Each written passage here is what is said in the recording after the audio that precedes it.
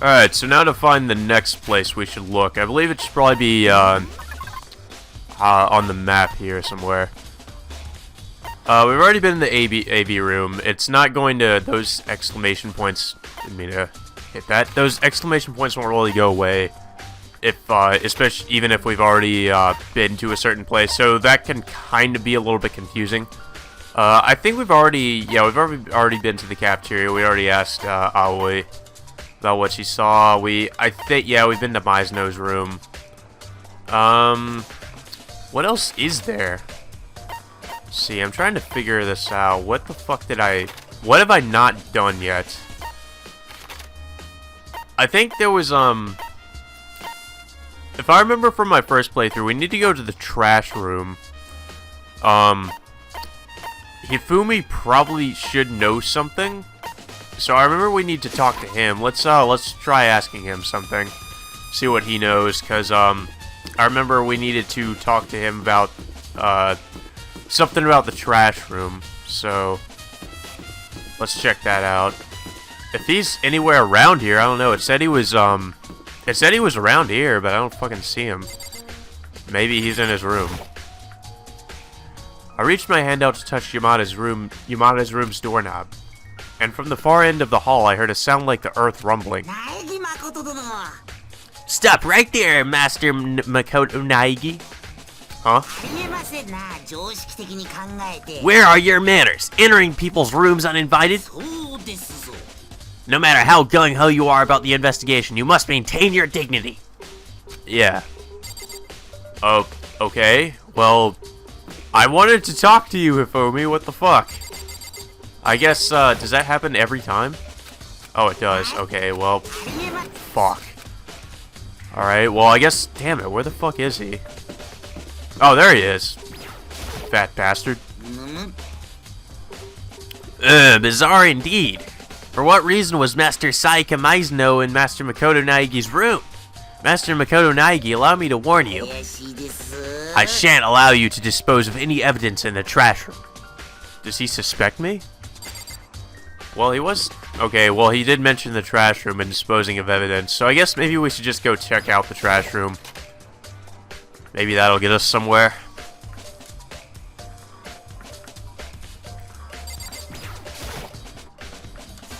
There are shutters in the way, and I can't get past. Arriving at the final station! These are the dumping grounds, also known as the trash room. These shutters, how do I... Nope, nope. You shall not pass. Only the janitor shall pass. Janitor? Nope, nope. You shall not pass. Only the janitor shall pass. You just fucking said that. Who's the janitor, then?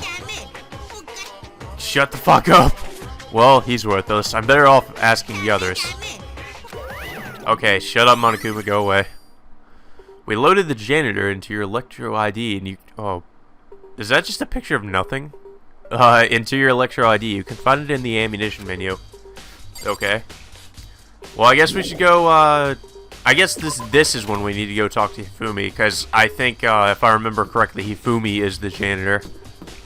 Otherwise, I'd just be... If I didn't know that, I would just be asking everybody, pretty much, because I would have no idea.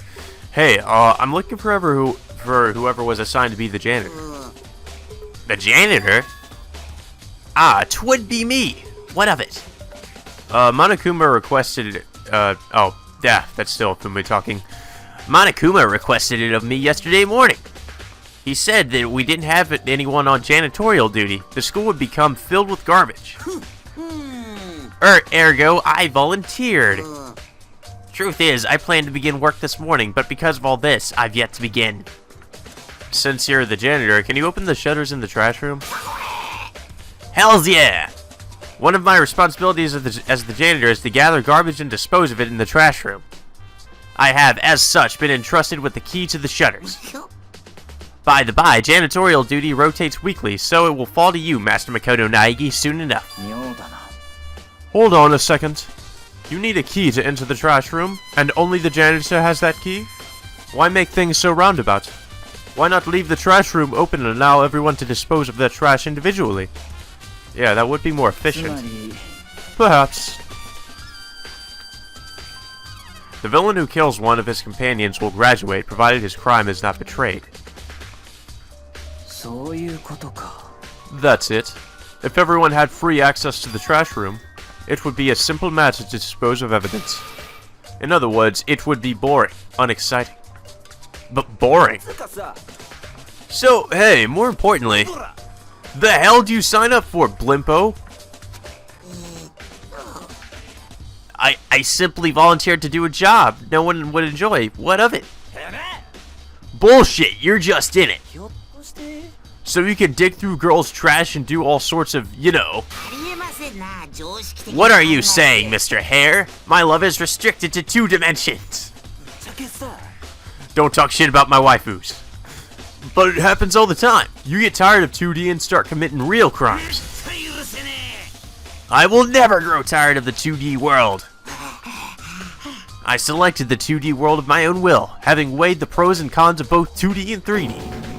The only thing of value in the 3D world is proud lovers of the 2D world. And figures, too. I have lots of them. And they're all cast-off figures. How can you live with yourself? If you're so concerned about Yamada's behavior, there's a simple solution. Kill him. Have Sakura Ogami accompany any male on duty until the trash has been disposed of. What? If you have nothing to hide, then there's no problem, is there? That wasn't supposed to... More importantly, Yamada, since you're the janitor, I have a favor to ask. Could it be a sudden friend request? No, not enough flags have been raised yet. That comes after we overcome some childhood trauma, save a village, or fill an epic monster. That's not it. You're a janitor, right? I want to investigate the trash room. Sure! That was easy. Whoops. At any rate, I headed for the trash room with Yamada.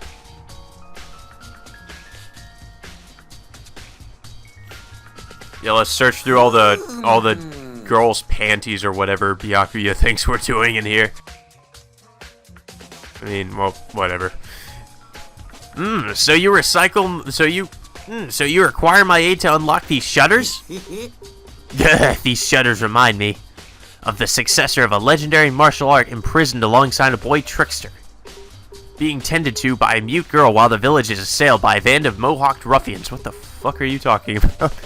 There, he takes a hold of the bars to his cage like this, and effortlessly ends the first episode. Right, can we please open this now? It's like an anime I saw recently. Woo, here it is, leave it to me.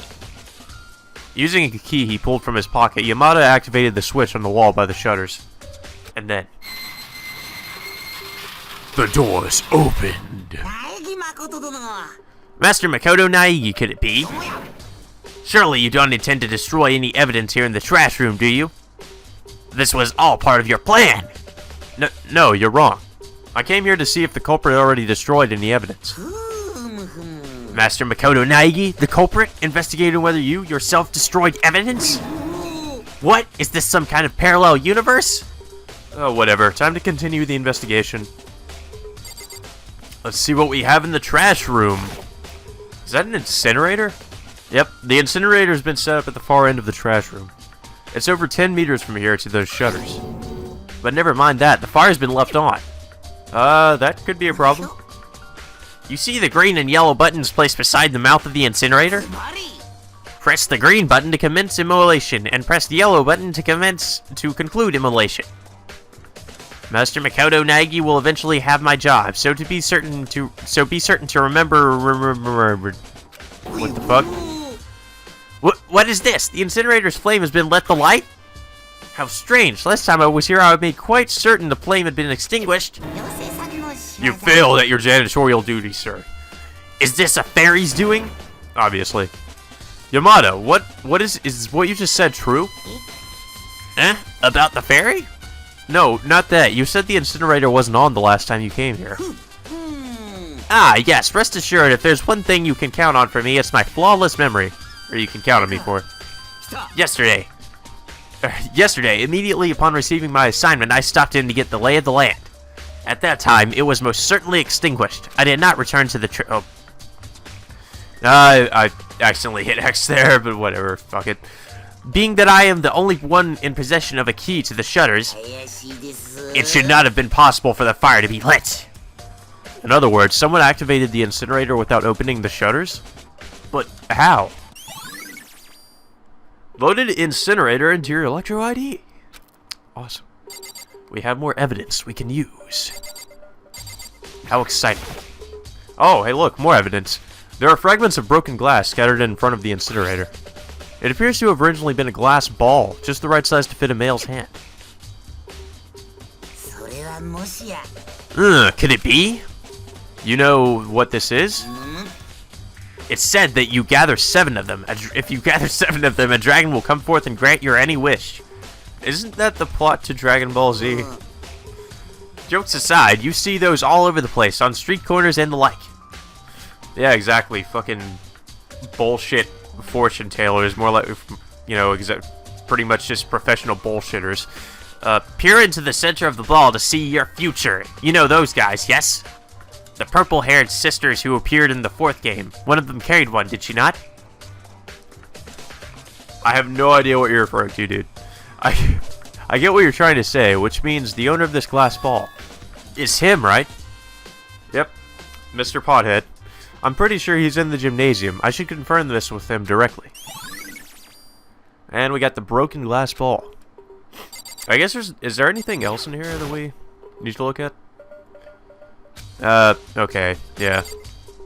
I don't think there's anything else in here. What are you making? After making me open the shutters, you're leaving without investigating? What a twist! But would such unusual developments alienate our ill-prepared readers? Readers? What?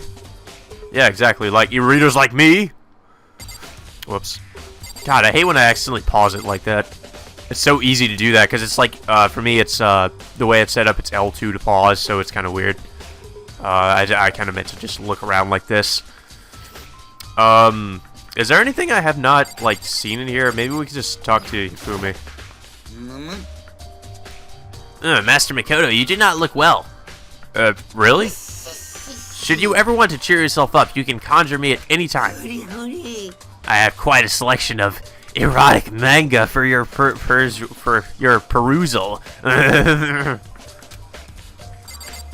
Don't lie, Mikoto. You want to see that just as much as anybody else. It's a giant trash dumpster. Is this where you put the stuff that can't be burned? I would assume so. In any case, it doesn't look like there are any clues here.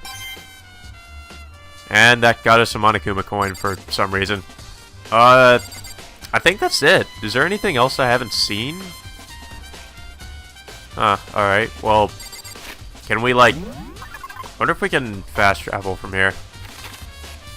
Let's see, he said something about going to the gymnasium to talk to him. I think he said he was in the gym. So that would be like the... yeah, that would be here. Okay, wait. No, can we fast travel? No, we can't. What the fuck? Alright, you know what? Whatever. Fuck it. Let's just... can we leave? No, shut up, Hifumi. What have we not... oh, I see. I know what we haven't seen yet. There it is. There's something on the floor in front of the incinerator. Something burnt? Burnt? You have a taste for burn victims, Master. You have a taste for burn victims, Master Makoto Nagi? Then I have just the game for you. I really don't want to know, Hifumi. Anyway, this appears to be fabric of some sort from the shape. It looks to be a cuff from a dress shirt, and there's blood on it. Then this is a remnant of evidence destroyed by the culprit? But still, a number of people here wear dress shirts with white cuffs. I can't figure out who the culprit is just based on this. We loaded the burnt dress shirt into our Electro ID. Seems it's got some paint on it, too. This is all most peculiar. When I last visited, the incinerator was off, and there was neither broken glass nor burnt fabric. Just what is this, Master Makoto Nagi? I think it's about time for your full confession. Why me? Because you're quite clearly the culprit. This mystery is solved. This guy seriously can't tell the difference between reality and manga. That's what happens when you're an otaku, apparently. Yes, let's get the fuck out of here.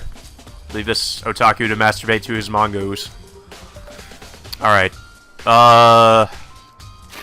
Where the fuck is the map? There we go. To the gym!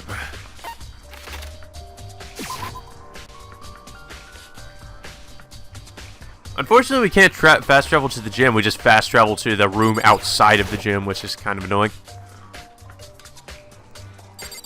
Alright, well, let's just ignore the dead body and have a casual conversation about murder with fucking Yasuhiro. Hagakure, I've got a question for you. No, I want out of this place. I want out. No, I really want out already. Just let me out. Hey, Hagakure. Oh, huh? Oh, Nikes! I didn't notice you. What's up? Hey, do you recognize this glass ball? Ugh! Do I? That's my crystal ball, dude. What? It's broken. What? What? I bought it because I was told it was an absolutely unbreakable, miraculous crystal ball.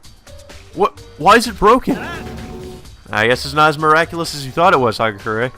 And on top of that, it was glass, not even crystal. Could I have been deceived? Yeah, just like you deceive people on a daily basis with your fucking fortune telling. This legendary crystal ball was said to grant its owner's world domination. Or its owner world domination. Owned by heroes of the likes of Napoleon, Genghis Khan, Washington. I was tricked? Seriously? Hagakure, all that aside, this is definitely yours, right? No doubt about it. It's mine.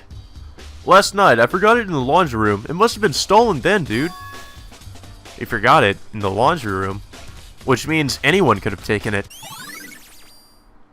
And we got the glass ball reloaded into the... Oh, right, okay. We updated the data on it, so that's why it's been reloaded, so to speak. Thank you, Hagakure. That's all I wanted to know. Yeah. Hey, just out of curiosity, how much did you pay for that glass ball? Just about everything I saved from 2 years of fortune telling. 100 million, dude. True as truth. 100 million yen. I thought it was pretty cheap for power enough to rule the world. He's such an idiot. I can't even bring myself to feel bad for him. Yeah, see, I kind of agree there. I kind of agree with you there, Mikoto. It's time for, is it nighttime? Or time for the class trial? Maybe? I'm getting tired of waiting here. Let's get things started, shall we? It's the event you've all been waiting for. The class trial. Without further ado, I now announce the rendezvous point. Please enter the red door on the first floor of the school zone. See you soon. Oh, God. The red door in the school zone. That's where I should go. That's where I need to go. Great. Well, the moment of truth.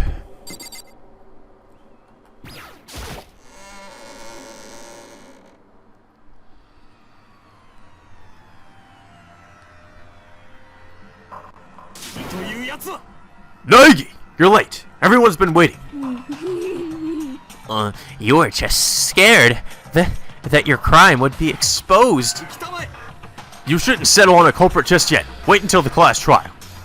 There, every detail of Naeki's crime will be made known from the beginning to the end. In other words, he thinks I'm the culprit. However, both myself and Mizuno know perfectly well that I'm not the culprit. But then, who's the real culprit? Guess we'll find out. The true culprit, the one who killed Mizuno. Is someone in this room?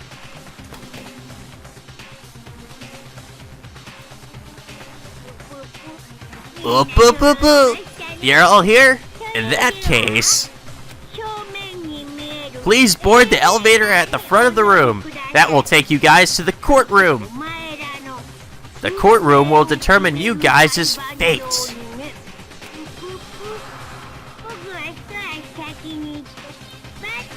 I'll be one step ahead of you, waiting for your arrival.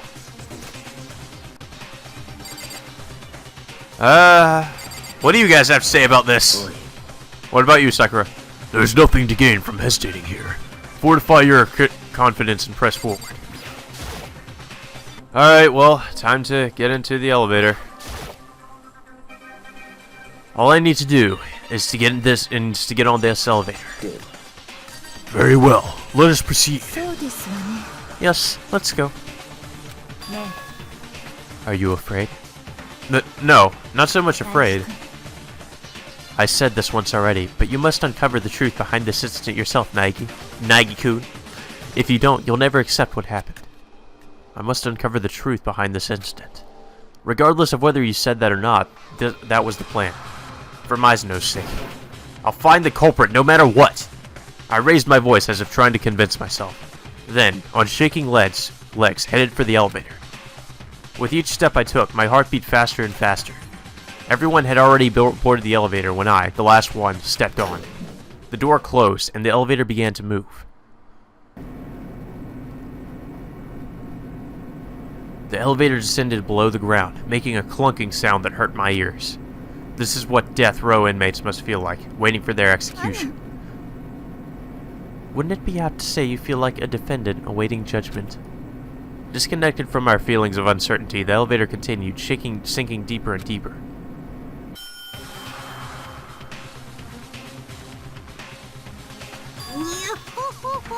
Yo-ho! You're finally here! How about it? This is truly the courtroom as you imagined it? We're talking Hollywood-level realism here. My ass! This place reeks of bad taste. Right. You guys, please find the seat with your name on it. Andale! We each did as we were told, and headed toward our assigned seats. We took our seats, arranged in a circle. Everyone was visible to everyone else at just a glance. Our collective tension sent sparks flying through the air. The air in that place turned oppressive in a flash. And the curtain rose on a trial for life and a judgment of death, deception in life and treachery in death, betrayal for life and betrayal for death, the riddles of life and the mystery of death. Justification for life and the realization of death, faith in life and trust in death, the class trial to live or the class trial to die. Alright, so just so you guys know, I'm not really going to be reading a lot of what the characters are saying during this. I'm mostly going to be just commenting over it. I might read some things, but most things I'm not really going to read just because it's all going by so fast and there's not much point in reading it when that's the case. So I'm sorry, but you guys are probably just going to have to try to read it yourselves, what they're saying. So let's see, what skills do we have? Let's set our skills. Do we even have skills? I'm pretty sure we do, because I remember us getting some skills. Oh, Voice of Gold. Okay, we have that. Not even sure. I don't know. What does that do? I have no idea. We only have one skill. God damn it. Let's see what does the Voice of Gold do? Increases the damage dealt when you obliterate an assertion. Effective during machine gun talk battle. Okay. I don't remember that from the PS Vita version of this game, but, okay. Well. Let us begin! Let's start off with a simple explanation. You guys' vote will determine the trial's outcome. Finger the true villain and only the villain gets punished, but make the wrong accusation, and everyone gets punished, leaving your deceiver to graduate free and clear. Is one of us really the culprit? You betcha! Alright everyone, close your eyes, then raise your hand if you're the culprit. You a dumbass, who'd raise their hand? Can this wait? There's something I'd like to ask before we begin. What exactly is the purpose of that? Isn't it sad to be left out just because you're dead? Friendship overcomes life and death. Coming over friendship? In that case, what about that empty seat? There are only 15 of us, so why are there 16 seats?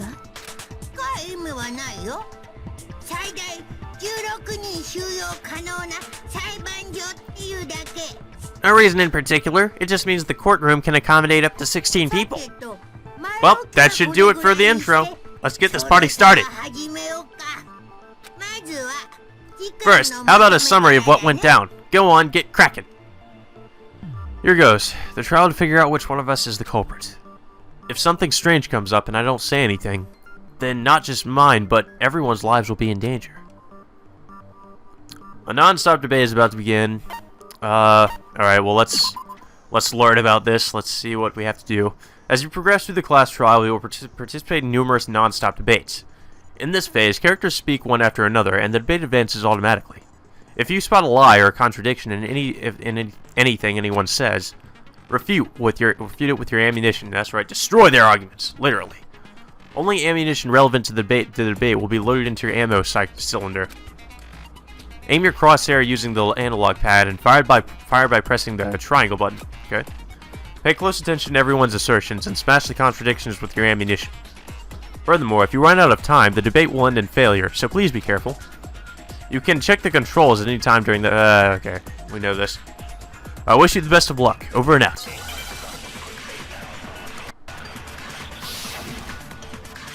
Non-stop debate. Holy fucking shit. Well, the only thing we have to use here is signs of a struggle, so... see what they have to say. See what we can, definitely say is a lie.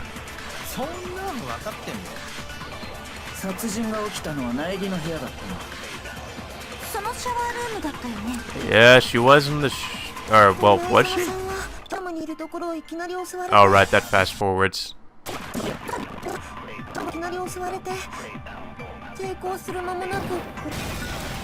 That's bullshit! Signs of a struggle.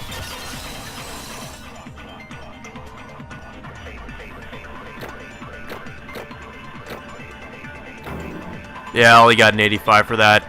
Mostly because I had to, these controls, I'm still getting used to them. Wait a second, Fujisaki, you're forgetting about the state of my room.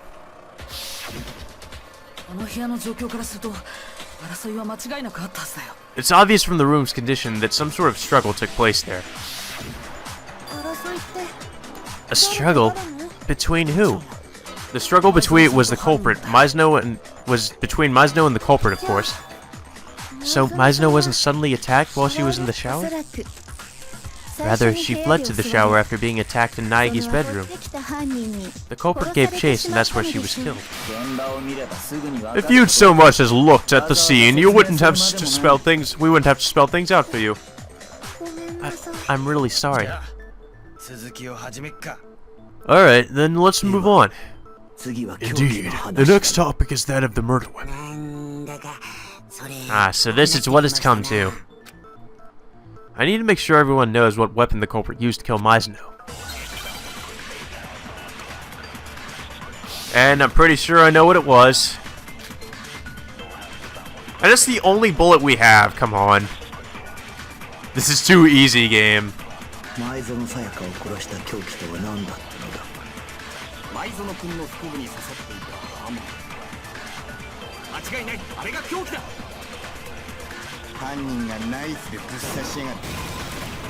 Bullshit. Wasn't a dagger.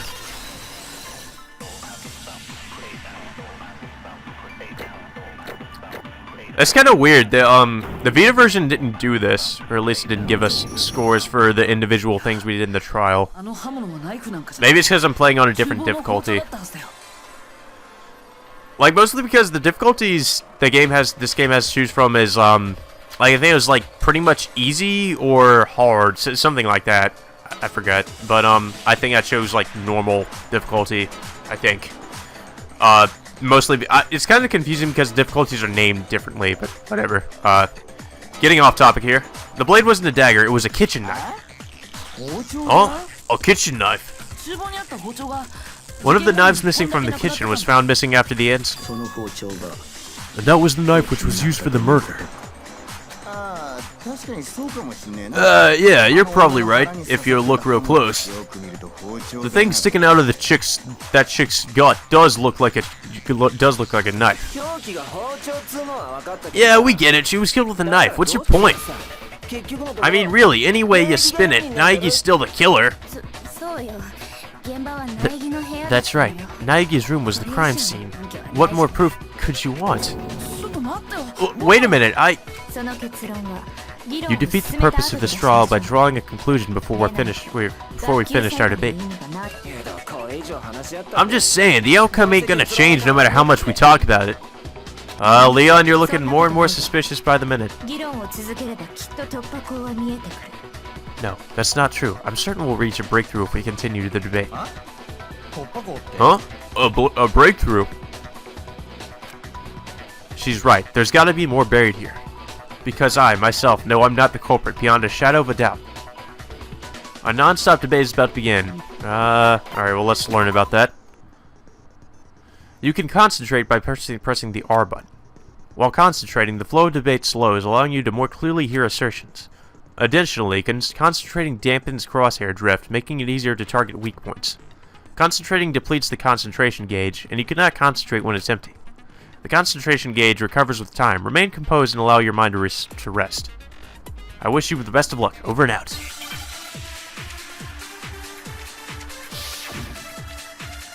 So basically, this slows down time and makes us able to more easily destroy somebody's argument or assertion.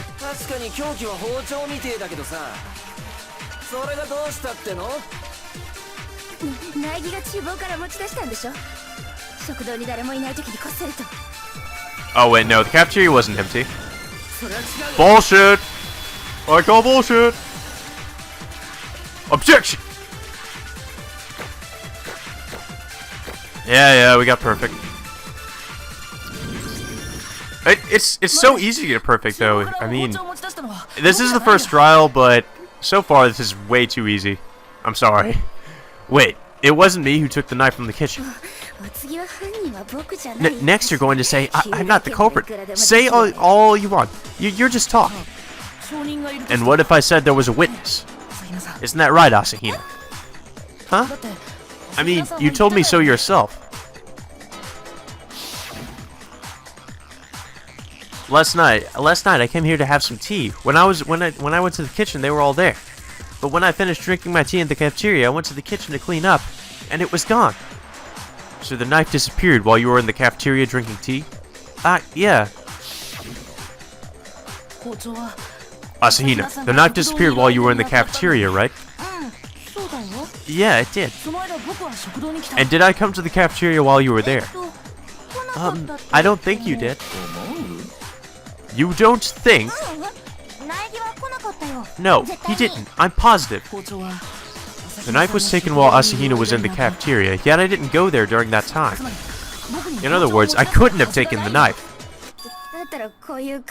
In that case, what about this? Makoto Naegi and the Brainless Mermaid are accomplices. What the fuck? Brainless Mermaid. And she's falsifying her testimony. Brainless Mermaid? Wait a sec, why am I an accomplice? On the subject, I'd like to ask the teddy bear if there is an accomplice. Are they too, if there is an accomplice, are they too considered a villain? Well, here's your answer. While it is possible to bring along an accomplice for a murder, only the perpetrator himself can graduate. Which means, no matter how much they assist in the crime, the accomplice has nothing to gain. Then it doesn't seem likely there's an accomplice. But the culprit might not have known about that rule. Just get on with it. Come on. There's no accomplice this time. Oops, I've said too much. Anyway, I didn't go to the cafeteria, and I didn't take the knife. Which means, I'm not the culprit. Then, who really did go to get the knife? It is possible Asahina, who was in the cafeteria the entire time, could have done it. Celeste, when you make that face, it just creeps me the fuck out. No, it wasn't me. Is there, perchance, another who could corroborate that? Last night, I was in the cafeteria drinking tea with Sakura the entire time. Just for the record, Sakura is... Gotcha. So either Hina or Ogre snuck out with the knife. Nope, that's not possible because, out with it. Last night, I slept in Asahina's room.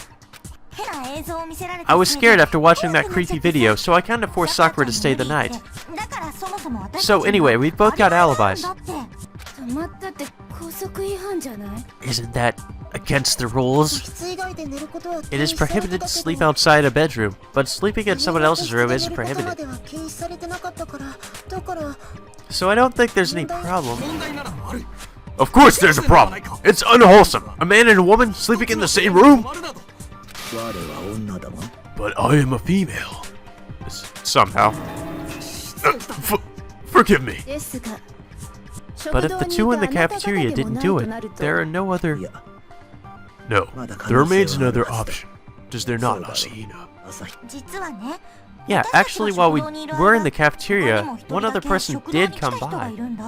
And this didn't come up earlier, why? Because it's someone who's no longer here. Someone no longer here, she couldn't possibly mean... The one who came to the cafeteria was the victim, Saika Mizuno. Oh shit. Mizuno? In which case, the person who took the knife is... Well... Oh, obviously it's Monokuma. We got it! So, it was Mizuno who took the knife? That is, indeed, how it appears to be. Furthermore, thinking back on it now, her behavior was a little unusual. She entered the cafeteria and went straight to the kitchen, not a glance in our direction. She said she came for a drink of water, but more than likely, that was when. So the one who took the knife was the victim herself, Mizuno. I'm sure she thought she could use it to defend herself. Yeah, keep telling yourself that, Makoto. So the culprit strode the knife Mizuno took to defend herself, and then killed her with it? Which means, just because someone didn't take the knife doesn't mean they're in the clear. Huh? Yes! See, Naegi really is the culprit after all. I told you I didn't do it. So that was your goal all along, to twist the discussion and lead us down the wrong path. You are the profiteer of a terrifying ability. Or proprietor. Crap. At this rate, I really will be named the culprit. Why don't you get it, guys? If you decide I'm the culprit, everyone's dead. Wait, don't you think it's a little early to declare Naegi as the culprit? The culprit took actions which are inconceivable for the owner of the room. Until we solve the aforementioned mystery, can we say for sure that Naegi is the culprit? Inconceivable? The hell are you talking about? Something you would expect to find in Naegi's room, the crime scene, was conspicuously missing. You know where this is going, don't you, Naegi? An epiphany anagram. An epiphany anagram is about to begin. Okay, well let's see what that's about. The next phase of the class trial is called Epiphany Anagram. Your objective is to resemble some vital keyword related to the incident. Oh, this is Hangman's Gambit. Why the fuck is it called Epiphany Anagram? Whatever. Solve the keyword using both known letters and flying letters. Shoot down the flying letters in the correct order to reconstruct the keyword. So yeah, basically we're trying to, it's basically Hangman. We're trying to make the, we're trying to get the proper word out of the letters that we have available to us. Aim your crosshair with the analog pad. Okay. If you shoot down the wrong letter, your influence gauge will take damage. Yeah. If you deplete your influence gauge or run out of time, the phase will end in failure. I wish you the best of luck. Over and out. Something you would expect to find at the crime scene, but wasn't there. I can feel it. It's right on the tip of my tongue. I honestly don't really... I'm trying to think of it, like, what the... Oh. Hair. Okay. Oh, come on, game, really?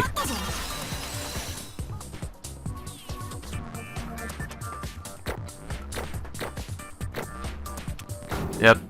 100 points. Perfecto. That's right. There wasn't even a single strand of hair in my room. Oh, right. Yeah, that's true. They cleaned the floor completely. So there wasn't even any hair there. So, you're saying the culprit destroyed evidence? Now, if I were the culprit, would I really need to clean my own room so thoroughly of hair? I mean, there's nothing unusual about my own hair being in my room, is there? You cleaned the room of hair to remove any trace of the fact that Maizuno had visited your room. Is that so hard to believe? If he wanted to remove any trace of her rather than her hair, he would have removed her corpse. A reasonable claim. But then, why wasn't there any hair? Because the culprit cleaned it, of course, to hide the fact that they had visited the room. Which means... Yes, it's unthinkable that the culprit could be the owner of the room. Then, Naegi isn't the culprit? But is this acceptable to make such an important decision based solely on hair? No, there is further foundation on which we can say Naegi is not the culprit. We're listening.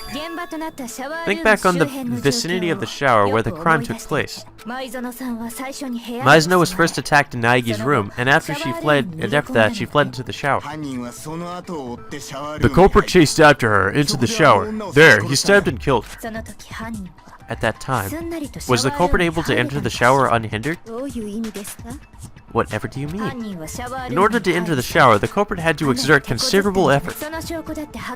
Doing so, the culprit would have left behind clear evidence. Do you remember, Naegi? The culprit had to exert considerable effort to enter the shower. The evidence of that is the thing the culprit broke. What did he break? I don't think he broke the sword. Did he break the sword? I think... Oh, what? Wait, no. The shower doorknob, yeah. Yeah, that's what he broke. The shower's doorknob is evidence of the effort that the culprit took. Of evidence the culprit took, right? What happened to the doorknob, dude? It was broken. The doorknob to my bedroom shower was broken. See, the upper screws were removed and the doorknob was undone. It's true, but why is the doorknob... To break the shower's lock, the culprit removed the entire doorknob.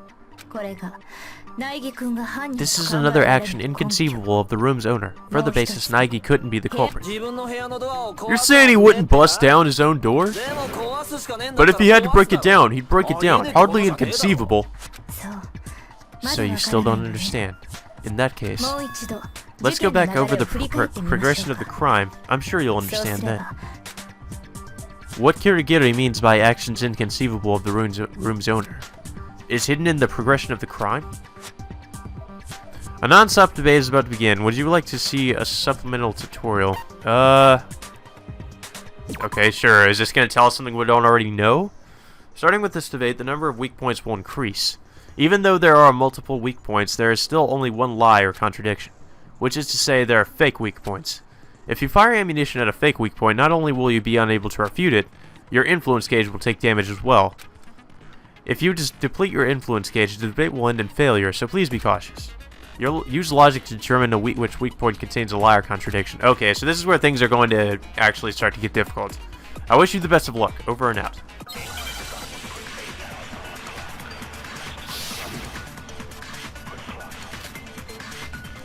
Well, at least we still only have one bullet. That's going to change in later in later class trials, I think.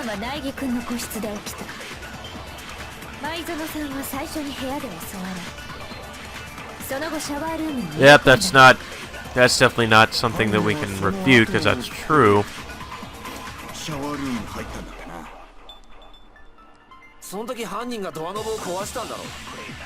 Alright, I'm looking for them to say something about the, oh. I accidentally fast forwarded there.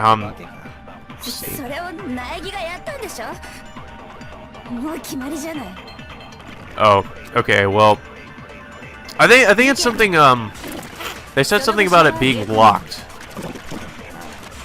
Yeah, okay, that's right, it's not locked. It's not locked, it was misaligned.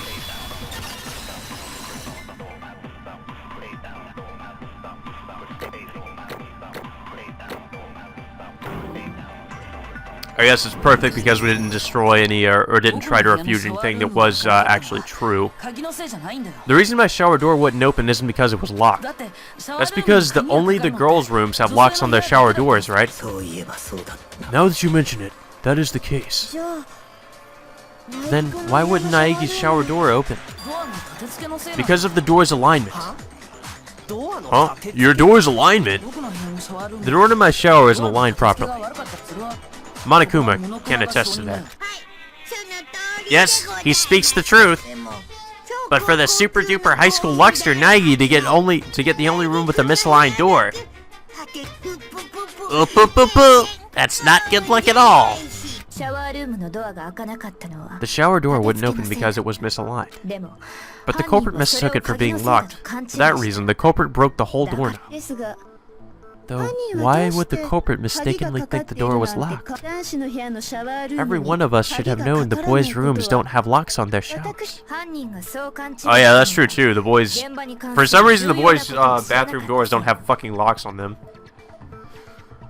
That's, I feel really comfortable knowing that if I were in that school. The culprit made that mistake because they were unaware of an important fact about the scene. The killer assumed the shower door was locked because they didn't know the room wasn't supposed to have a lock, which means they couldn't have known that they were in.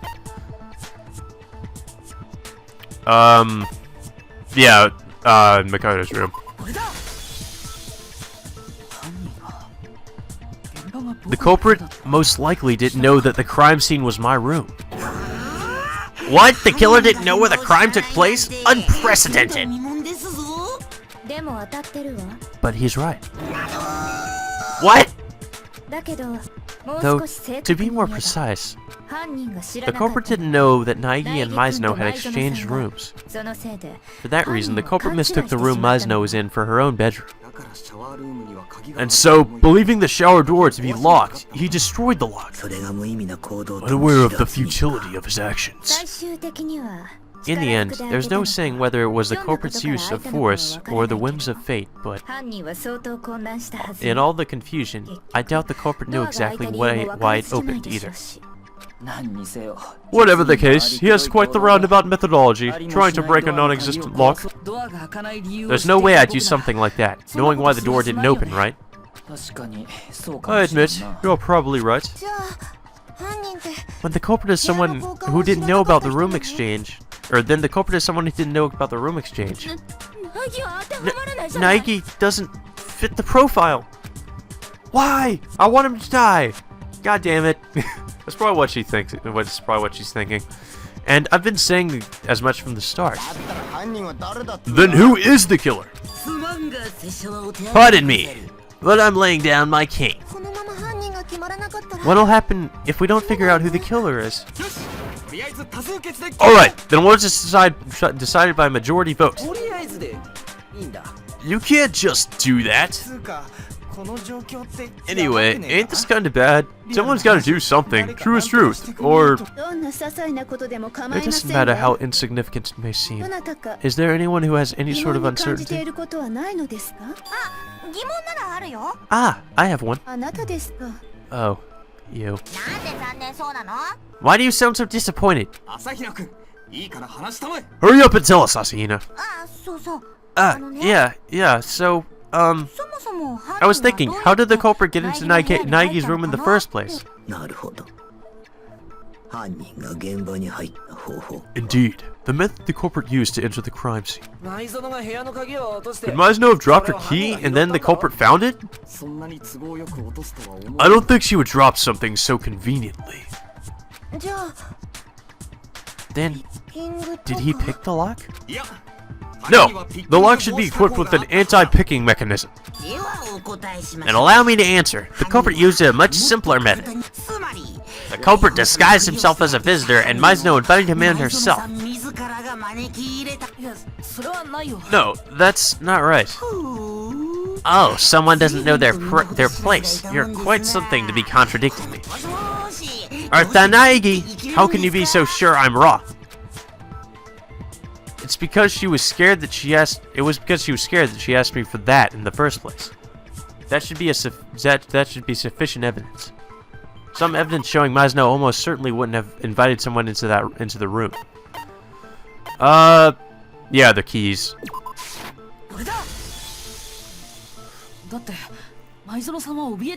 Mizuno was afraid, remember? That's why she asked to exchange rooms with me. You too, Mizuno. Don't open the door for anyone, no matter what. Even if I'm sure it's you, I won't open the door. Otherwise, trading rooms would be a little pointless. I can't imagine she would open the door herself after saying that to me. And what if her fear itself was a lie? Huh? What are you saying? Why would she tell a lie like that? You probably don't want to consider the possibility, Naegi, but can you still say that after seeing this? I want to speak with you alone. Please come to my room in 5 minutes. Be sure to check the nameplate so you don't get the wrong room. By rubbing a pencil over the top page of the notepad in a certain room, this message appeared. Ah, I've seen that on TV before. Writing in a notepad leaves marks on the next page, so that you can see it by rubbing over it with a pencil. When I saw that, I thought, when writing in a notepad, you've got to tear out a page first. It's an old trick, but the classics can be surprisingly helpful. For the record, that notepad was found on the desk in Naegi's room. Huh? In summary, only someone who had been in Naegi's room prior could have left this note. Either the room's owner, Naegi, or the one who exchanged rooms with him last night, Mizuno. Naegi, did you write this? No, I didn't. Indeed. This note also has what appears to be Mizuno's signature. Then, this note was written by Mizuno? But why would she write a note like that? She was trying to call on a certain person. In doing so, she made use of that note. By slipping the note under their door, she attempted to call upon them in secret. To be summoned in that fashion by the super duper high school idol would OHKO any guy. What the fuck? No, that doesn't apply to me with my two-dimensional restriction. However, does that supposed character called upon by the note actually exist? Even assuming such a character exists, it's unthinkable they could be involved in the incident. Huh? Why not? Would you like to know? Then allow me to tell you. Oh no, not again! Non-stop debate time.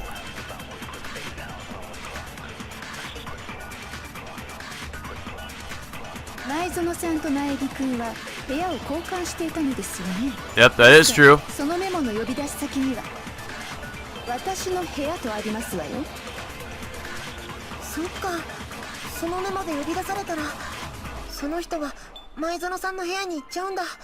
But it wasn't her room. Nope, nope, nope, nope. Bullshit.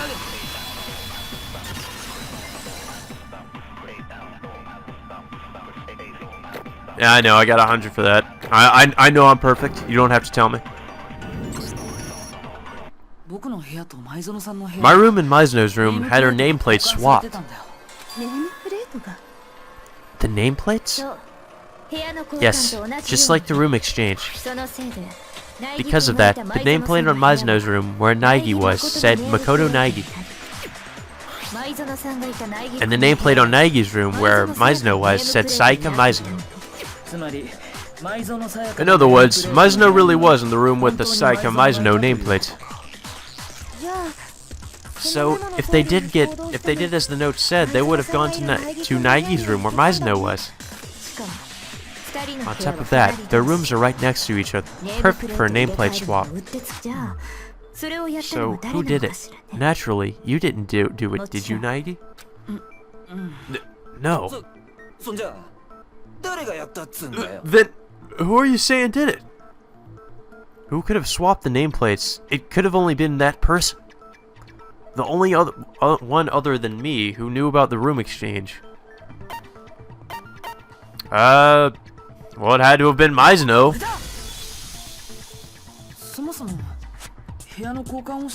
The only people who knew about the room exchange in the first place were me and Meisner. Therefore, other than me, the only person who could have swapped the nameplates is Meisner. You can also infer that from the content of her note. I want to speak with you alone. Please come to my room in 5 minutes. Be sure to check the nameplate so if you don't get the wrong room. She told the recipient to check the room's nameplate. She couldn't have written that without knowing about the nameplate swap. But why would Meisner do something like swap the nameplates? She wanted to call someone to the room she was in while keeping the room exchange a secret. Huh? What's the purpose of doing all that? Calling on someone while they're still keeping the room exchange a secret? In order to understand that, we need to know what happened in the room after she invited that person inside. The answer is in that knowledge. What happened after that? Most likely, the person Meisner summoned came after her. What's this? We've stumbled upon the culprit? The person summoned by that note is the culprit. And we don't know who that is. That's the whole problem. Meisner and the culprit first had some sort of struggle in the room, yes? By any chance, could the answer to that question lie in the struggle they had there? Yes, precisely. So we've just got to figure out what happened during the struggle, right? That reminds me, there was a practice sword at the scene. Was that used during the struggle? Oh yeah, what's up with that? That's something I brought back for self-defense at Meisner's suggestion. I'm sure that's what the culprit used, to break Meisner's right wrist. That practice sword was used to break Meisner's wrist? How the hell can you know that? The practice sword that was used to break Meisner's wrist, the evidence for that, is where the bone was broken. It couldn't have been anything else. Okay, where the bone was broken. Well, yeah, Meisner's. She also has the fucking paint from the sword on her wrist too. God, that's so much funnier than in the English version where he's like, I got it! And this Japanese version is like, Obada! I guess that means I got it, but it's just funny to hear every time. See for yourself by looking at Meisner's broken right wrist. You see where her right wrist is swollen? There's something shiny there. Is that gold? Yeah, it's gold leaf from that practice sword. Just barely touch the gold leaf and it comes right off. And that's what's on Meisner's wrist. Aha!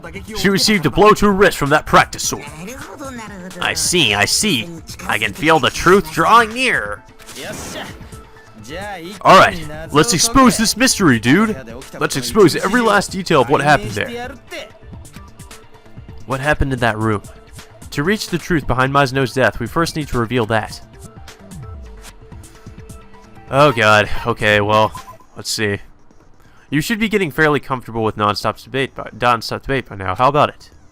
Starting with the next debate, your cylinder will be loaded with multiple ammunition. Oh, here we go. However, much like weak points, only one piece of ammunition can be used to win the debate. In other words, from here out, you must logically determine both the correct weak points and the ammunition to refute it with. Should you reach the incorrect conclusion, your influence gauge will take damage. You can chamber different ammunition by pressing the L button. By tapping the L button, you can cycle through your ammunition in sequence. And by holding the L button, you can select different ammunition by moving the analog pad. Finally, if your logic difficulty is set to gentle or below, fewer ammunition will be loaded, but just for this round, your cylinder will be loaded with the same amount as malicious. Oh, great. I wish you the best of luck. Over and out. Well, we're dead. You're all gonna die.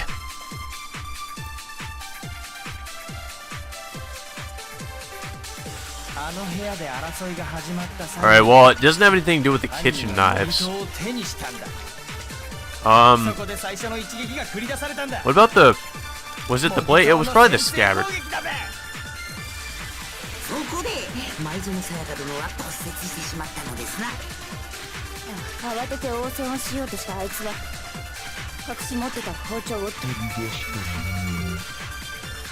Alright, well that's probably true.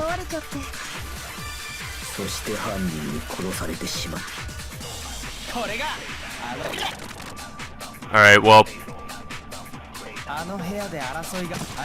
Let's see, what did you say that's not right? Oh yeah, well okay. It wasn't the sword, it was the scabbard. I think that was the incorrect statement. Yep, 100%, I know. Look at how big my E-penis is, guys. I got 100%. Ugh. No, it's not possible that the first strike was with the practice sword. What? Why not? Because the damage to the practice sword scabbard. See, there are slash marks like it was cut with a blade. A blade? You mean the knife? That knife that was the only blade at that knife that was the only blade at the crime scene? This ain't word association. Explain things more clearly, because I'm a fucking idiot. If the first strike was with the practice sword, then it doesn't follow for the scabbard to be damaged. I mean, if you're attacking someone with a practice sword, wouldn't you normally draw the blade? Leave the scabbard on and it's just heavy and in the way. Just one big handicap. Then why be the scabbard damage? What if, for example, they were suddenly attacked with the knife and took the sword for defense? There wouldn't be time to draw the blade from the scabbard. In other words, the practice sword was first used in defense against the knife. Which in turn means the first one to strike was the one who held the knife. I've got it! This is what happened. As soon as the culprit entered that room, he discovered the hidden knife. And using that knife, suddenly attacked Meisner. She scrambled to fight back with the practice sword, but even that was taken from her. Then, after breaking her wrist with a blow from the practice sword, he took the knife and... No, it's not likely Meisner fought back with the practice sword. Huh? Why the hell not? Meisner didn't touch the practice sword. A particular part of her body makes that obvious. Some part of Meisner's body that shows that she didn't use the practice sword. The area that would make contact with the practice sword if you were to use it. Probably your palms. You're talking about Meisner's palms, right? Meisner's hands were clean, so it's hard to believe she held the practice sword. How can you tell that just by looking at her palms?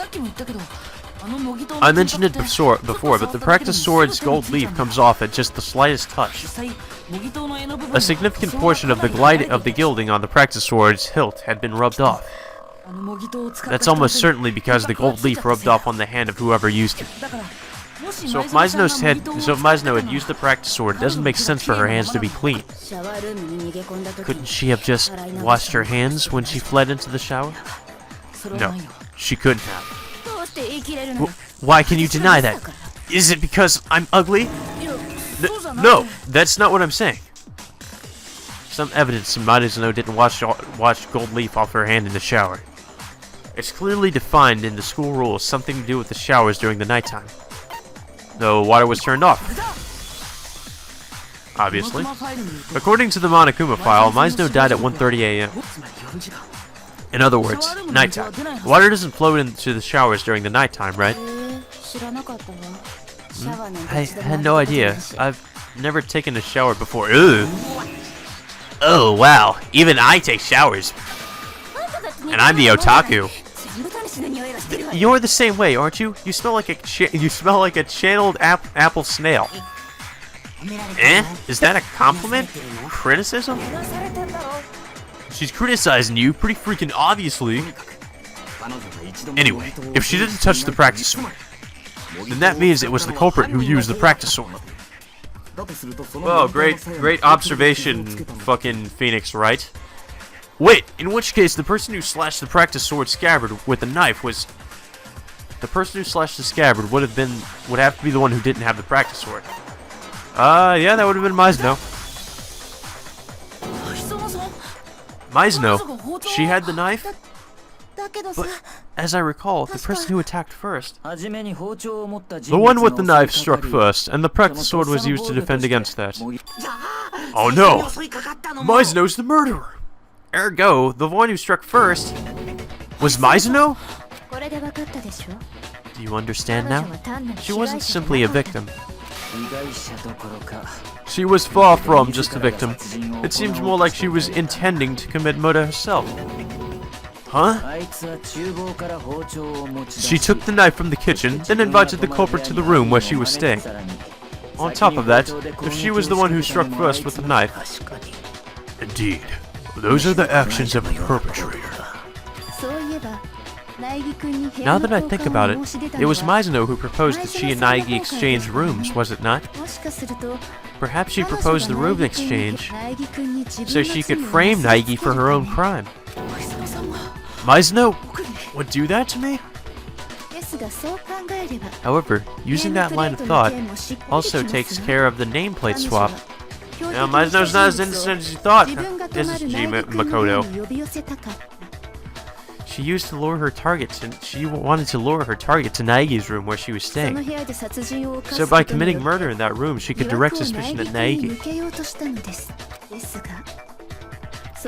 And in order to do that, she needed to keep the room exchange hidden from her target. If her target found out about the exchange, it would have been most definitely raised a red flag. And that's why she swapped the nameplates. Be that as it may, the plan is still far too dangerous, nay? Even if she successfully eliminated her target, Master Makoto Naegi could reveal the exchange. I don't buy it. I don't think soft-hearted Naegi could throw Mizuno to the wolves. Mizuno probably selected Naegi to exchange rooms with for that exact same reason. Plus, she's the super-duper high school idol. Between playing Naegi and famed idol Mizuno, whose word would you normally believe? Then, that was also part of her plan. Seriously? What a bitch. And yet, her plan still ended in failure. When she attacked with the knife, she was countered by the practice sword. And then her right wrist was broken, and she dropped the knife. Then she was killed by the person who was supposed to be her target. But who was it? Hold on a second, that's not right. Because...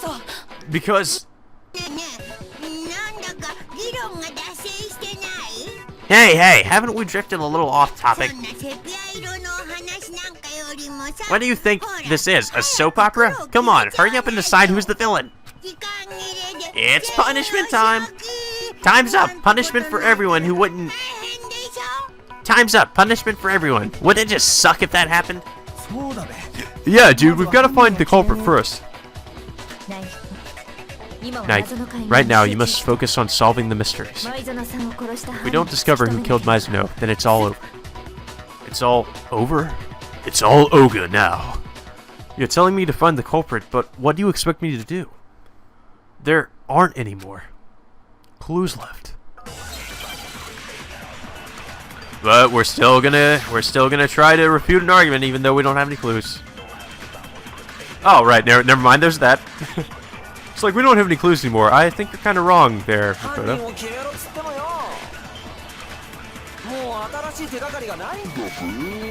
Bull fucking shit. Objection.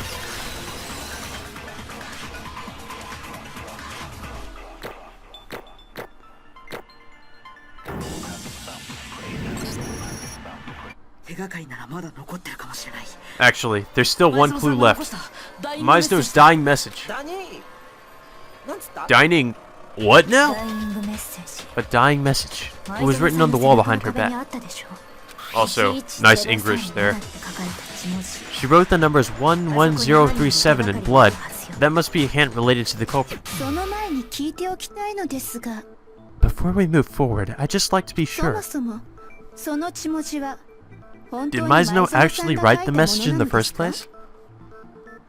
There's no doubt Mizuno wrote that message. The evidence for that is her pointer finger. The reason Mizuno's left pointer finger had blood on it has to be because she used that finger to write her dying message. Her right wrist would have been broken from the previous struggle, so she used her left hand. Okay, so we know it was Mizuno who wrote it. But what does 11037 mean? Wouldn't that one chick be able to help if it's about numbers, the programmer or whatever? I have no idea. No matter what I try, I can't find any meaning in that string of numbers. Of course not. That's because they're not numbers. Uh-huh. It seems... Huh? What is it? If you consider these might not be numbers, doesn't the 1-1 actually look like a letter? He's right. The line in the middle is really thin, so it does look like the number 1-1. But could it also be an N? Whoa! You said something useful for once. My little gray cells are in fine working order. Now, even if we assume the first letter is N, N037 has no apparent meaning. Crap, I have no idea. Rotate it clockwise, 180 degrees. Huh? Rotate it. I get it. Is it possible she wrote... That's right. Mizuno wrote the culprit's name. What? She skipped the clues and went straight for the culprit's name? Whose name is it? The culprit's named in Mizuno's dying message. If I rotate the message 180 degrees, I should be able to see it. Oh. Time to make an accusation. Well, it's pretty obvious, even though... Like, even if I hadn't have played this game before, I still would have been like, oh, that's obviously... fucking... You, Leon. You're the culprit.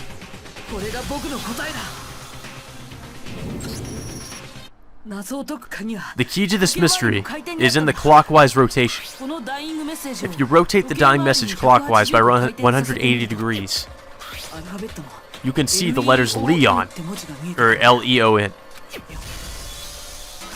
Leon, that's Kawada's name. What? What are you talking about? It's just a coincidence. It's just a coincidence. It looks like that. An accidental byproduct.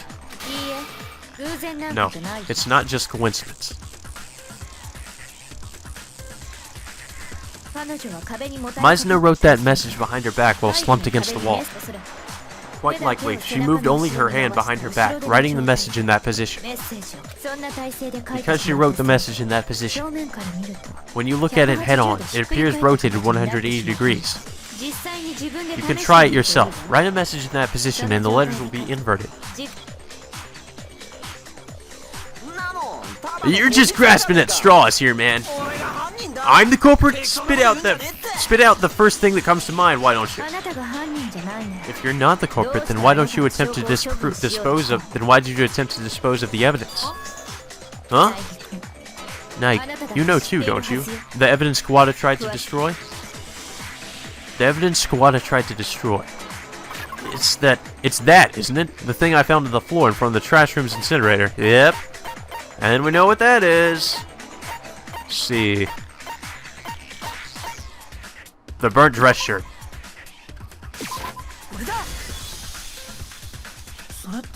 You're talking about the burnt dress shirt on the floor in front of the incinerator, right? Most likely. When the culprit stabbed Mizuno, the blood spatter stained his shirt. To dispose of the bloody dress shirt, he threw it into the incinerator. And accidentally left that burnt fragment. I'm certain the culprit didn't notice either. If he had, he would have been much more frantic. Isn't that right, Kawada? What? But can we deem Leon Kawada the culprit by that shirt alone? Aside from Kawada, quite a few people here wear dress shirts with white cuffs. Yeah, I'm not the only one who wears a dress shirt. There's no way you can tell whose shirt that is just from the burnt cuff. No, even if we can't infer it from the item itself, there are other details we can use. It seems you finally discovered the answers to all the mysteries. Yeah, for the most part. The burnt fragment of the dress shirt, the culprit failed to destroy. In order to determine who the culprit is, we need to focus on... I think it was... when it was disposed. Or... okay. Wow, shit, I was wrong. I thought that was actually important. Okay, well... where it was disposed? No. How? How it was disposed. There we go. If we focus on how the shirt was disposed of, we should be able to determine the culprit. Oh yeah? I see. I've got it all figured out. You can't get near the incinerator if you can't unlock the trash room's shutters. So there's no way you can switch the incinerator on. And the one who has the key to the trash room is the janitor. Oh, he's trying to put the blame on somebody else. Which means the janitor's the killer. Nah? No, that's not true. There's a way for someone other than the janitor to switch the incinerator on. And it's the method that points to Kawada being the culprit.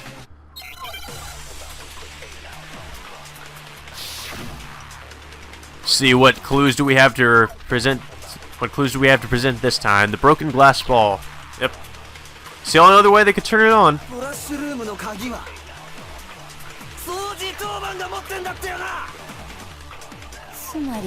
Well, that's not false. Well, let's see if we can... Oh, fuck. Wrong statement. No. Damn it. Alright, we've already seen that. Bullshit. Yes, you can.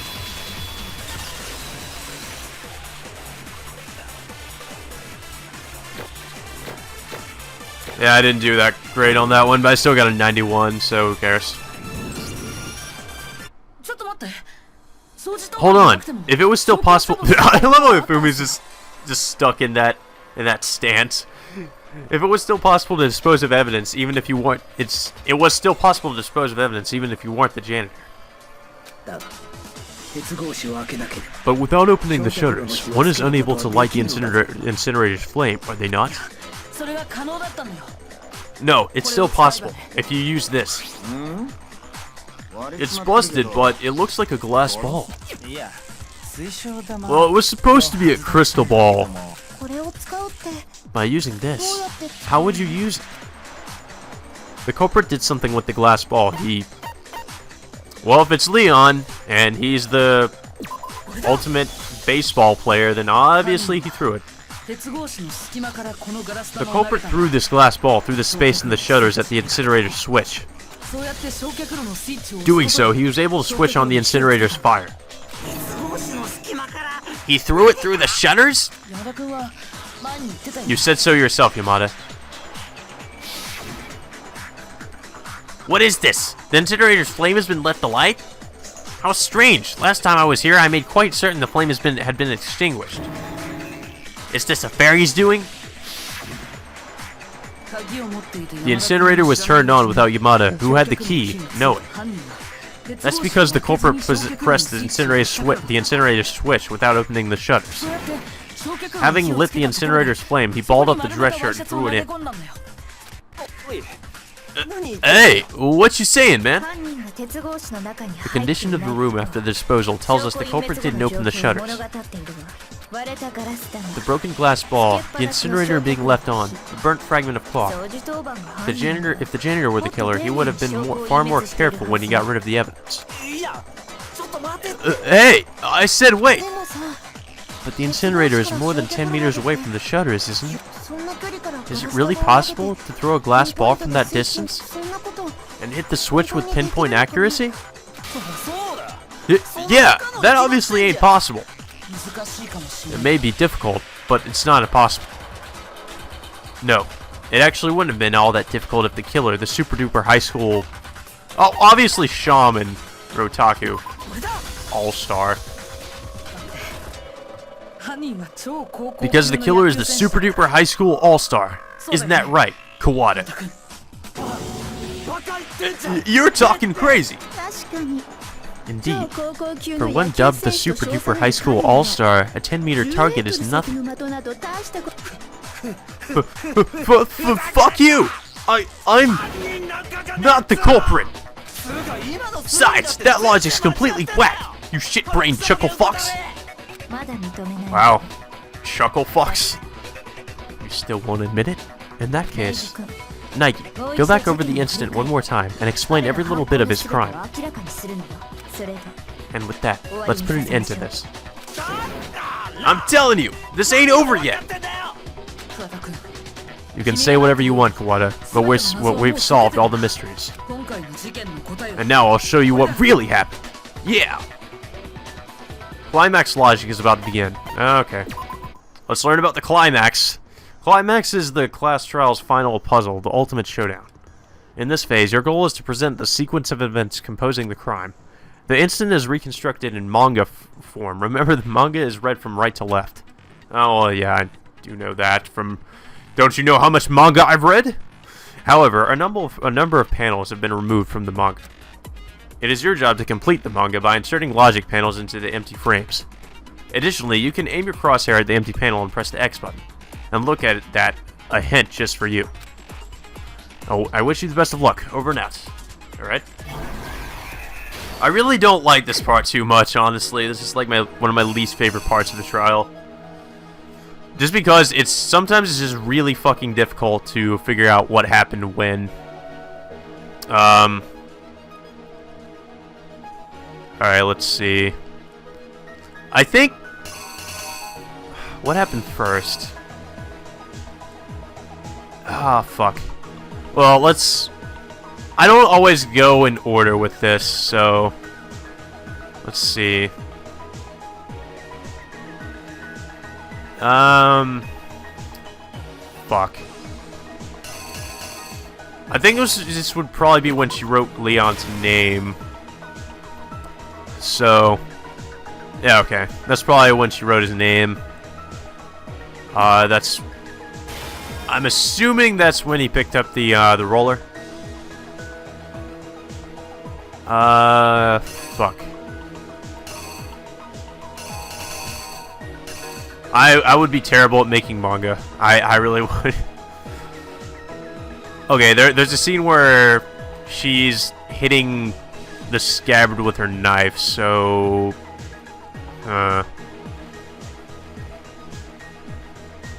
Oh, okay. Wait. Okay, I think I got it, yeah. Probably happened there. Ah, damn it. I think I've gotten... No, I don't have most of these. Oh, wait, no. There's a scene where he realizes the sword's behind him, so... Wouldn't that... Fuck. Okay, so this would probably... This would probably have happened after that. I guess so. Yeah. That's probably it. God, her face there is just so fucking...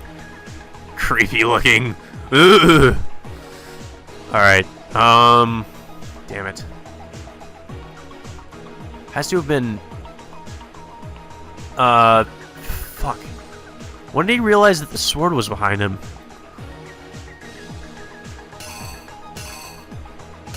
But more importantly, what goes here? I'm so fucking confused about that. Well, hold on, let me see. Does this make any sense? Okay, yeah, that does kind of make sense. So then he would realize that the sword's behind him. Then he pulled out the sword. Yeah, that's... Okay, so that probably goes there. What happened after that? I think he... That'd be when he... Yeah, okay, that must be when he, tried to break the lock. And then all that's left, I think, would be the glass ball. Yeah, okay, so that goes there. and then the the piece of clothing. And so he threw the piece of clothing into the incinerator, but then I think leave that there too, because there was a piece left on the floor. So I think that all that leaves is well, there's the picture of Psycho with the knife. There's also a picture of him outside of a room.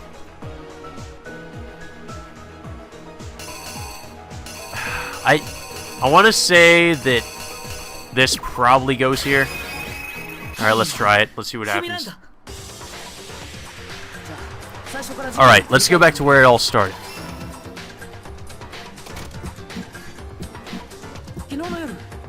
Last night, the culprit went into my room where Mizuno was. In other words, my room. More than likely, Mizuno invited that person to my room in order to kill them. Using the knife she took from the kitchen beforehand, she attacked that person. Alright, well, looks like I got that right. That's good. Yeah, I remember getting a lot of this wrong when I first played this game. But something happened that she didn't see coming. That person struck back at her with the practice sword in my room. A strike from the practice sword broke Mizuno's right wrist, ending the battle.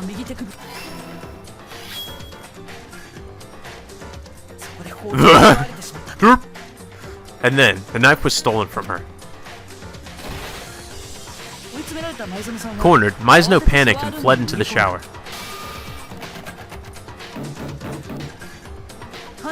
The culprit went right after her, but for some reason the shower door wouldn't open. The door to my shower is misaligned, and not knowing the trick, he was unable to open it. Mizuno knew because I told her, but of course the culprit didn't know.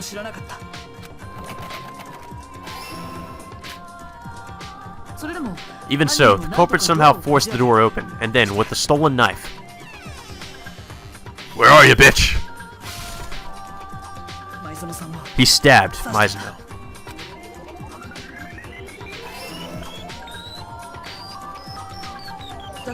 However, with her last remaining strength, Mizuno left behind a dying message. And on the wall behind her back, so the culprit wouldn't notice.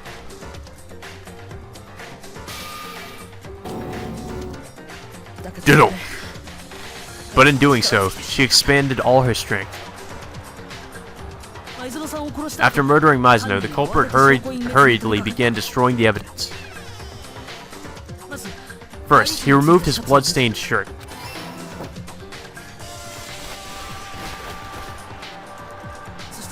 Then, using my room's lint roller, he cleaned the room from top to bottom to remove any trace of his having visited that room.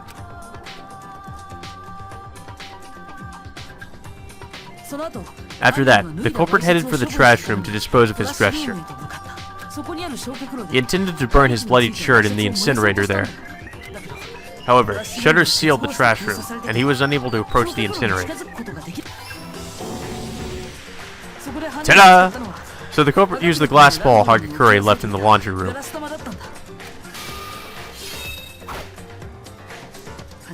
The culprit pushed the incinerator switch by throwing the glass ball through the shutters. For a normal person, that's practically impossible, but the culprit was confident he could do it. After all, the culprit is the super-duper high school all-star. He threw the glass ball with precision and control, hitting the switch and activating the incinerator.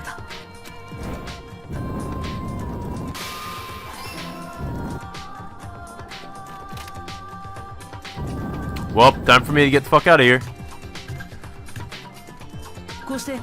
Nobody will ever know. The culprit, having destroyed the evidence, was relieved and quickly left the trash room. The culprit wasn't counting on the piece of clothing. Part of his shirt falling out of the incinerator. And so, the culprit remained blissfully unaware that he'd left behind conclusive evidence.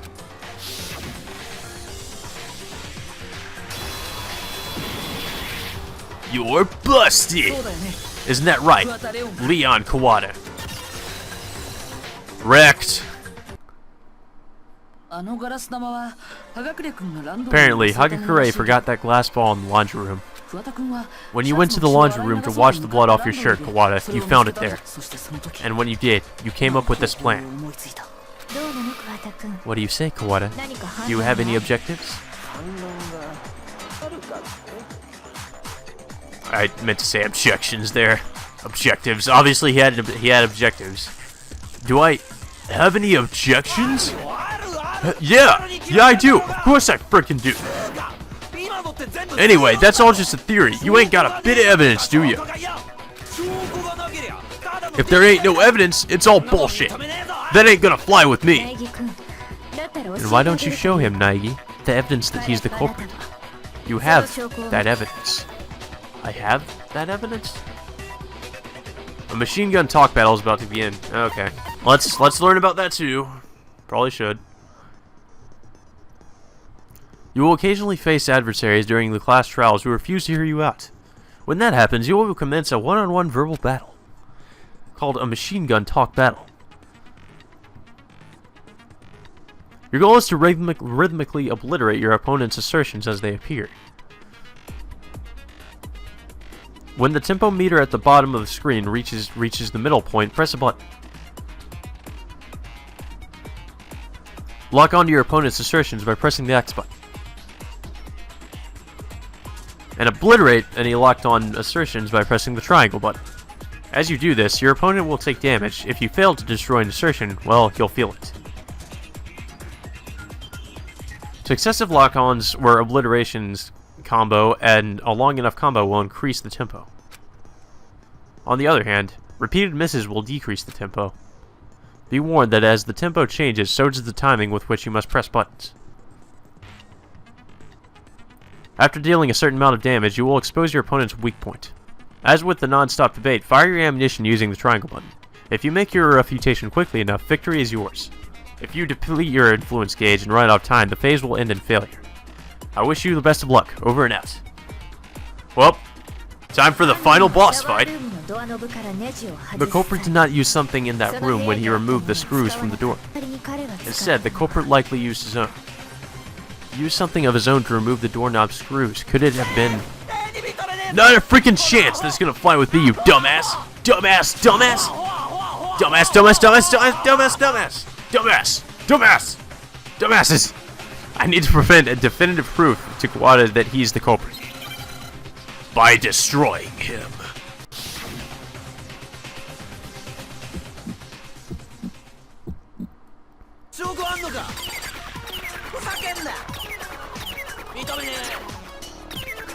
Fuck you! Here's my proof.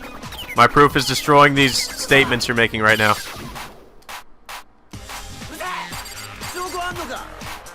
Hey, look, it's a rhythm game now.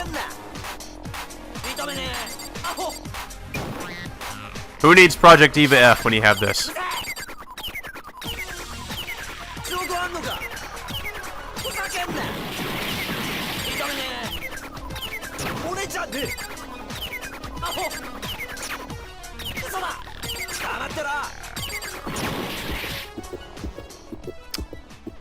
Finish him!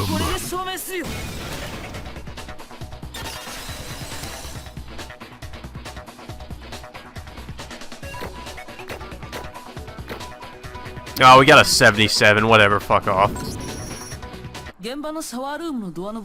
At the crime scene, the shower's doorknob had its screws removed. But when he removed those screws, what tool did he use? For removing screws, you'd use a screwdriver. In that case, there was one in the tool set we were given, but it wasn't there, dude. So he used that. Not like there was any other tools here. However, there were no signs that the tool set in my room had been used. The culprit thought the crime scene was Mizuno's room and not Naegi's room. Because only the guys were given tool sets, he didn't think there would be one in that room. In which case, whose tool set did the culprit use? Dumbass, dumbass, dumbass! The culprit had to have used his own tool set. Dumbass! Kawada, would you please show us your tool set? If my proposition is correct, there should be evidence of the screwdriver having been used. Dumbass! If you say you used it for something else, then explain to us where and for what. I'll warn you in advance. Trying to say you lost it won't work either. Dumbass. Duh. Oh. Dingus? Too many drugs, man. Too many drugs. I'm tripping out. It seems he has no objections. And this, I do believe, is the end. Dude. That LSD, though. Alright, so... seems we got an A for most of it, at least. So final score is an A. We're a perfect student.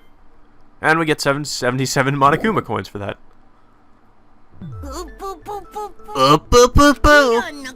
It appears you've reached a conclusion.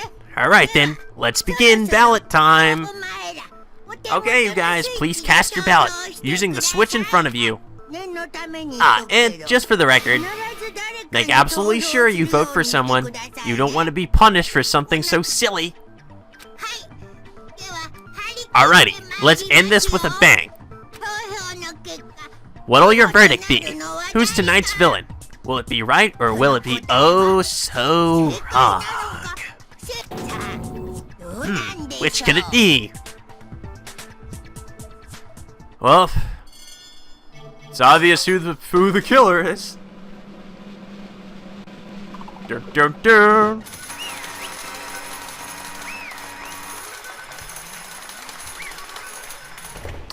Well, it's punishment time, bitch.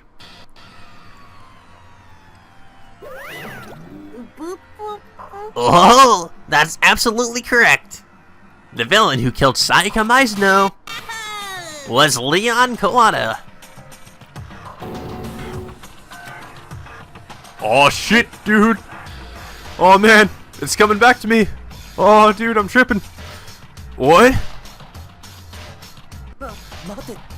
Oh, hold on a sec. Kawada, you really murdered Mizuno? How could you? You son of a bitch! The fuck did you do that for? I had no choice. I was gonna get killed myself. So I had to kill her. One wrong move and this could have happened to any of you guys. But I just kind of have a point there. Mizuno just happened to target me. Just my freaking luck. Or should I have just sat back and let her kill me? The truth is out. Our answer was correct. But where does that leave us? Rather, I would probably feel a lot better had we been wrong. Because if those inferences are the truth, then it's also the truth that Mizuno tried to frame me. And yet, even so, despite it all, Mizuno's not at fault. The catalyst for all of this is because of that video. Even I was taken aback by what I saw. I can't imagine how it affected the victim, Mizuno. I'm trapped in this place, and I can't get out. But my friends, they're waiting. I'm sure they're waiting. I don't have time for this. Her dream and her friends, which she valued above everything. After seeing her friends like that, Mizuno, I did whatever I needed to fulfill my dream, including some bad things. I honestly did whatever it took. That's why, for the sake of her precious friends, Mizuno betrayed me. In that case, what Mizuno said then. No matter what happens, Naegi, always stay by my side. From the start, Mizuno only got close to me, so she could deceive me, so she could use me. I don't know anymore. I have no way to ask her feelings. Not anymore. Once you're gone, it's all over. So how about that showbiz? Scary stuff, huh? Killing someone over interpersonal relationships, yikes. She looked so pretty and so nice, but beneath all that, she was mad like a hatter. What did you say? I get it. Yeah. You're drowning in despair after having been betrayed by Mizno, aren't you? Attraction, affection, compassion, the bigger the shun, the more despair left in its wake. Cut the crap, it's all your fault. What Mizno did. Everything. It's all your fault. Having completely lost myself, I lunged at Monokuma. But... Stop this. Kirigiri grabbed my arm and held it tight. Tight enough to leave a mark. You should stop now. That is, if you actually want to avenge her. Damn it! You had me going there. I thought I was gonna get pounded, but... I made it out alive. What up? So, the tribe has spoken. You guys found the villain in splendid fashion. So it's time for this round's villain, Leon Kawada, to receive his punishment. Punishment? You mean execution? Wait a second, please. I had no choice but to kill her. Yeah, it was a genuine case of self-defense. I was just defending myself. It just... What part of your actions could be called legitimate self-defense? When you broke the shower's door lock, you used your own tool set, right? In other words, after she closed herself in the shower, you went all the way back to your room and brought back a screwdriver, broke the lock, then finished her off. Yeah, it's true. That's not really self-defense at that point. You had any number of opportunities to end it right then and there. But you didn't take them. You quite obviously intended to kill her. No! That was... Just stop. Just end this facade. Oh dear, are you sure about that? You were this closest to Mizno out of all of us. And your dear Mizno was killed by this man. I don't intend to place all the blame on Kawada. Of course, I don't blame Mizno either. Because... it's all his fault. If it wasn't for you, neither Mizno nor Kawada would have ended up like this. Rather than fighting each other, we should be fighting the one who organized all this. Oh, goodness gracious. Have you awoken to your sense of justice? Do you know there's nothing in the world as amoral as a sense of justice? It's because we've all got these people flaunting about their justice that war will never end. And you've awoken to that sense of justice? Shut up. Whatevs. More importantly, let's get this punishment started. Everyone's waiting. I'm begging you. Please stop this. No excuses. You disrupt the order, you suffer the consequences. Those are society's rules. Please don't. I prepared a very special punishment for Leon Kawada, the super duper high school all-star. No! Let's get this ball rolling. It's punishment time.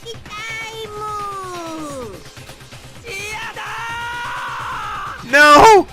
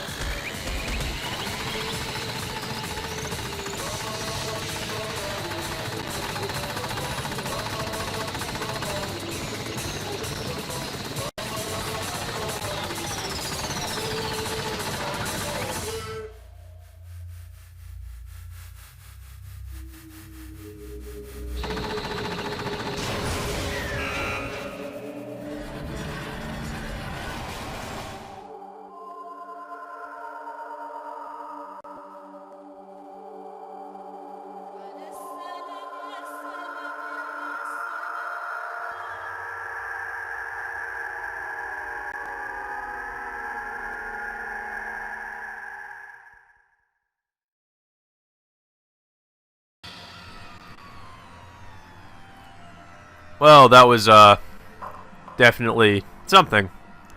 The scene we bore witness to was despair. If you couldn't call it that, what on earth could you call it? Yahoo! That was extreme! I'm drowning in adrenaline!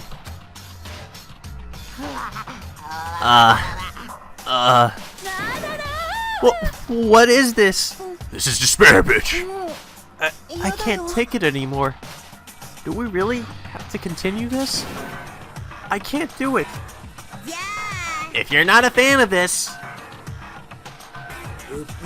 then completely disconnect yourselves from the outside world and accept your new lives here. That is, if you guys can actually do it.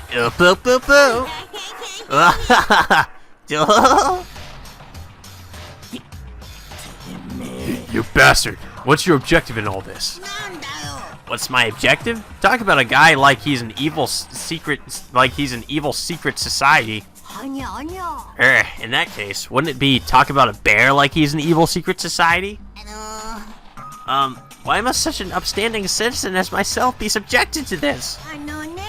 Because how else would you turn something common sense says is impossible into common sense? That's like using a scale to measure length.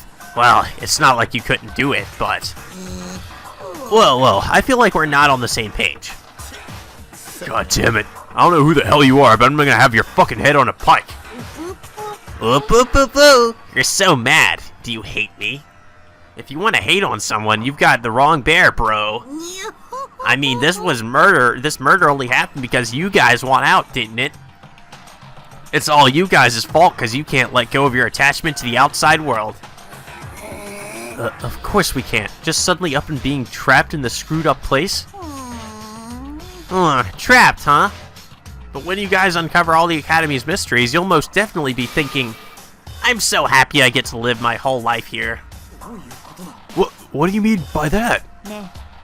There's a lot of meaning buried in your words. Like what you said earlier.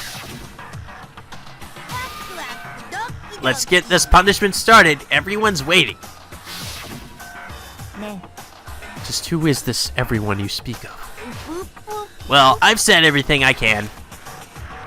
I can't spoil this now, can I? It's not as much fun if I don't save some for later. And then Monokuma vanished, leaving us alone in our overwhelming nightmarish reality. Even after Monokuma dismissed us, we stayed in that place, unable to move for some time. No, for some time is probably a huge understatement. I'm positive we were all afraid of being alone. Ugh. No one uttered a word. Everyone stood in silence, wearing long, contemplative faces. But then... Nike, do you have a moment? She walked up beside me and whispered into my ear. Before we go back, there's something I'd like to tell you. I love you. About Mizuno? Yes, that's correct. Do you remember what I said to you before the class trial? I said you must uncover the truth behind this incident yourself, Nagi. You were trying to make me realize Mizuno's betrayal myself. Me, completely unaware I was being deceived, stupidly trusting her while being made a suspect. Yes, Mizuno tried to throw you to the wolves. That is an unshakable fact. But she was conflicted all the way to the end because of that. She was thinking of you in her last moments. In her last moments, she was thinking of me? Don't say something so baseless. Something nobody can know. There's no longer any way to ask her. Even without asking her, you can still use your logic. Mizuno's final thoughts were of how she could save you. Huh? The evidence for that is in the dying message she left with her last remaining strength. She wouldn't have left that message if she didn't care what happened to you. That was probably just her way of getting back at Kawada for killing her. Yes, that is a possibility. However, that's not what I think. She was conflicted. conflicted about deceiving you, and about killing someone. That's why her plan failed. Her conflict invited failure. So, Ironic, isn't it? Why are you telling me this? Because you are a person who can overcome. Because you can overcome the deaths of your friends, Mizuno and Kawada, and move forward. so, If that's not what you are, you'll never be able to conquer these extraordinary circumstances. Overcome the deaths of my friends? I can't. I can't do that. I will carry that with me for the rest of my life. I won't overcome. Mizuno's death and Kawada's death, I'll carry those with me forever and ever. And carrying their memories, I'll press forward. You've chosen a much more difficult road. But I expect you can handle it. She let out a small laugh as she spoke. ne. Hey, Naegi, while we're here, I'd just like to know. How did you know I wanted to talk about Mizuno? That. Because I'm an Esper. Eh? What? Her. I'm kidding. It was just a feeling.